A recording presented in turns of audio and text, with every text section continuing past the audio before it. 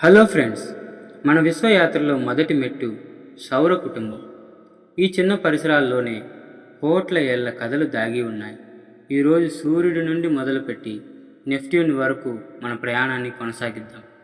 సూర్యుడు ఒక నక్షత్రం, కానీ మన జీవితం అంతా అతని మీదే ఆధారపడి ఉంది.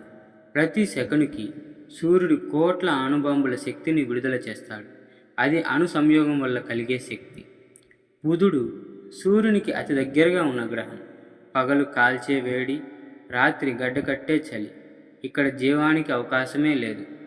శుక్రుడు భూమికి సోదరు లాంటివాడు, కానీ దాని వాతావరణం నరకం లాంటిది. సీసం కూడా కరిగేంత వేడి ఉంటుంది అక్కడ. భూమి ప్రత్యేకత ఏంటంటే ఇక్కడ నీరు, ఆక్సిజన్ సూర్యుడి నుండి సరైన దూరం ఉండడం వల్ల ఇది జీవానికి పునాదిగా మారింది. అంగారకుడు మనిషి కాలు పెట్టాలని కలలు కంటున్న గ్రహం. ఇక్కడ ఒకప్పుడు నీరు ఉండేదని శాస్త్రవేత్తలు నమ్ముతున్నారు. గురుడు గ్రహాలకు రాజు. దాని గురుత్వం లేకపోతే భూమి మీద జీవితం ప్రమాదంలో పడేది. శని అందానికి నిర్వచనం.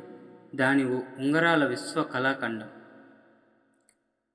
యురేనస్ ఒక పక్కకు పడిపోయినట్టు తిరుగుతుంది. నెప్ట్యూన్ విశ్వంలో అత్యంత వేగమైన గాలులు ఉన్న గ్రహం. టైటాన్, యూరోపా లాంటి ఉపగ్రహాల్లో జీవానికి సంకేతాలు ఉండొచ్చు. సౌర కుటుంబం చిన్నదే అయినా మన భవిష్యత్తుకు ఇది ప్రయోగశాల. ఇది పూర్తయితే తదుపరి ప్రయాణం నక్షత్రాల వైపు. వీడియో నచ్చితే లైక్ చేసి మీ ఫ్రెండ్స్కి షేర్ చేయండి. Thank you for watching.